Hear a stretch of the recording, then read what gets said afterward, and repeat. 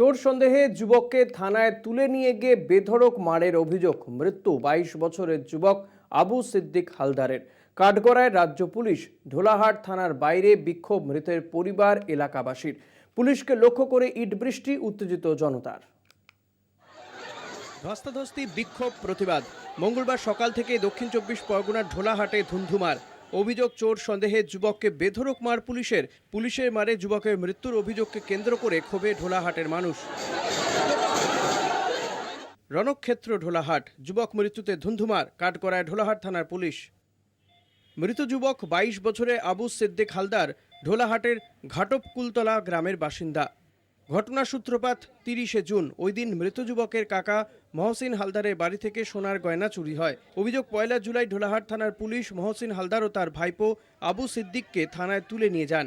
মহসিনকে দিয়ে ভাইপোর নামে জোর করে চুরি লিখিয়ে নেওয়া হয় বলে অভিযোগ। রাখার পরে আমার বাড়িতে সেইভাবে সব ঝাড় কাছে যা পেয়েছে সব জিনিসপত্রগুলো রেডি করে রেখেছে। তারপরে পুলিশ আইলো, এসে ভাইপোকে নিয়ে আইলো, এসে সেই জিনিসগুলো সেইগুলো নিল। প্লাস আমার ভাইপোর বাইক ছিল, বাইকটাও না নিল। একদিন পুলিশ বললো যে ঠিক আছে, তোমার একটা ছোটো মতো কেস লিখতে হবে ভাইপোর নামে। আমি স্যার বললাম, এটা আমার ভাইপো, আমি কেস লিখবো না, আমাদের কোনো সমস্যা নেই, আমি কিছু চাই না, যা আমার হয়ে গিয়েছে, আমি সব ধ্বংস হয়ে গেছি, আমার আর কিছু নেই, আমি কিছু চাই না, আমার ভাইপোকে আমি ফিরে পেতে চাই। তখন আমাকে পুলিশ বলল যে না, তোমাকে একটা কমপ্লেন করতে হবে। থানায় আবু সিদ্দিককে দফায় দফায় মারধরের অভিযোগ পুলিশের বিরুদ্ধে। 4 জুলাই কাকদ্বীপ মহকুমা আদালতে পেশ করা হয় আবু সিদ্দিককে। ওই দিনই মেলে জামিন। জামিনের পরে অসুস্থ হয়ে পড়েন আবু সিদ্দিক। গুরুতর অসুস্থ অবস্থায় তাকে মথুরাপুর, ডায়মন্ড হারবার ও চিত্তরঞ্জন হাসপাতালে ভর্তির চেষ্টা হয়, কিন্তু অবস্থার অবনতি হওয়ায় সোমবার পার্ক সার্কাসের একটি নার্সিংহোমে ভর্তি করা হয়। এরপর সোমবার রাত 10টা নাগাদ আবু সিদ্দিকের মৃত্যু হয়। মারলে তো ওই তো পুলিশটা তো আমার ছেলেকে মারলো। পুলিশটা কোথায়? আমার ছেলে সর্বশরীর পুরো একদম ফুলে দিয়েছে। সেই কোথায় মারলো? কোথায়? এই তো ওই ঢোলার থানায় পুলিশকে এসে মারলো। হঠাৎ পুলিশ গিয়ে বাচ্চা দুটোর বলছে যে তুই আবু সিদ্দিকের নাম বল। বাচ্চা দুটোর বলছে তুই আবু সিদ্দিকের নাম বল। আবু সিদ্দিক বলছে, তখন আমি আশ্চর্য হয়ে গেছি, আমি কোথায় কিছু নয়, আমার নাম বলছে কেন? বলে আমি দেয়ালের পাশ থেকে শুনছি যে আবু সিদ্দিক তুই নাম বলবে। সঙ্গে সঙ্গে ওরে বাচ্চা দুটো বলছে যে আবু সিদ্দিক এই আমাদের সঙ্গে ছিল এবং মালটা আমি আবু সিদ্দিকের কাছে রেখেছি।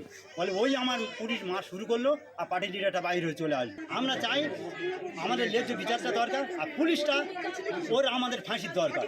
পরিবার এবং স্থানীয় বাসিন্দাদের অভিযোগ, আসল চোরকে আড়াল করার চেষ্টা করছে পুলিশ। ঢোলাহাট থানার পুলিশের বিরুদ্ধে উঠে এসেছে লক্ষাধিক টাকা আত্মসাতেরও অভিযোগ।